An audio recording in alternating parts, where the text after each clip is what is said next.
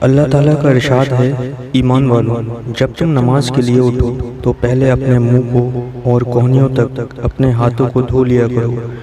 اور اپنے سروں کا مسح کر لیا کرو اور اپنے پاؤں بھی ٹخنوں تک دھو لیا کرو، اور اللہ تعالیٰ خوب پاک رہنے والوں کو پسند فرماتے ہیں۔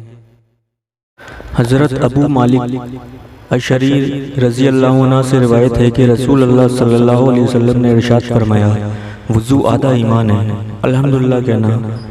عمل کے ترازو کو ثواب سے بھی بھر دیتا ہے۔ سبحان اللہ والحمدللہ آسمان و زمین کے درمیان کی خالی جگہ کو ثواب سے بھر دیتے ہیں۔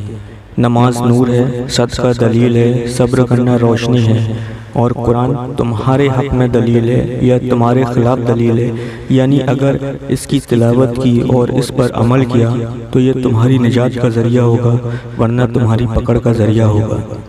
فائدہ: اس حدیث شریف میں وضو کو آدھا ایمان اس لیے فرمایا ہے کہ ایمان سے دل کے کفر و شرک کی ناپاکی دور ہوتی ہے اور وضو سے اعضاء کی ناپاکی دور ہوتی ہے۔ نماز کے نور ہونے کا ایک معنی یہ ہے کہ نماز گناہ اور بے حیائی سے روکتی ہے، جس طرح نور اندھیرے کو دور کرتا ہے۔ دوسرے معنی یہ ہے کہ نماز کی وجہ سے نمازی کا چہرہ قیامت کے دن روشن ہوگا اور دنیا میں بھی نمازی کے چہرے پر تر و تازگی ہوگی۔ تیسرا معنی یہ ہے کہ نماز قبر اور قیامت کے اندھیروں میں روشنی ہے۔ صدقہ کے دلیل ہونے کا مطلب یہ ہے کہ مال انسان کو محبوب ہوتا ہے، اور جب وہ اللہ تعالیٰ کے راستے میں اس کو خرچ کرتا ہے اور صدقہ کرتا ہے تو یہ صدقہ کرنا اس کے ایمان میں سچا ہونے کی علامت اور دلیل ہے۔ صبر کے روشنی ہونے کا مطلب یہ ہے کہ صبر کرنے والا شخص، یعنی اللہ تعالیٰ کے حکموں کو پورا کرنے والا، نافرمانی سے رکنے والا اور تکلیفوں کو برداشت کرنے والا، اپنے اندر ہدایت کی روشنی لیے ہوئے ہے۔ حضرت ابو ہریرہ رضی اللہ عنہ فرماتے ہیں کہ میں نے اپنے حبیب صلی اللہ علیہ وسلم کو یہ ارشاد فرماتے ہوئے سنا،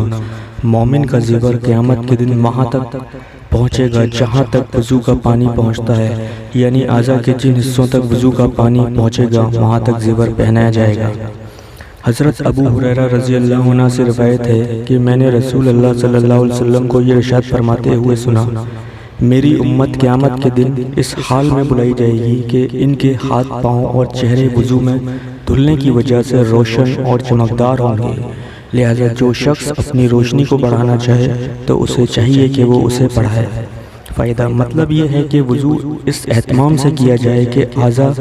اعضائے وضو میں کوئی جگہ خشک نہ رہے۔ حضرت عثمان بن عفان رضی اللہ عنہ سے روایت ہے کہ رسول اللہ صلی اللہ علیہ وسلم نے ارشاد فرمایا، جس نے وضو کیا اور اچھی طرح وضو کیا، یعنی سنتوں اور آداب و مستحبات کا اہتمام کیا، تو اس کے گناہ جسم سے نکل جاتے ہیں، یہاں تک کہ اس کے ناخنوں کے نیچے سے بھی نکل جاتے ہیں۔ فائدہ: علماء کی تحقیق یہ ہے کہ وضو، نماز وغیرہ عبادات سے صرف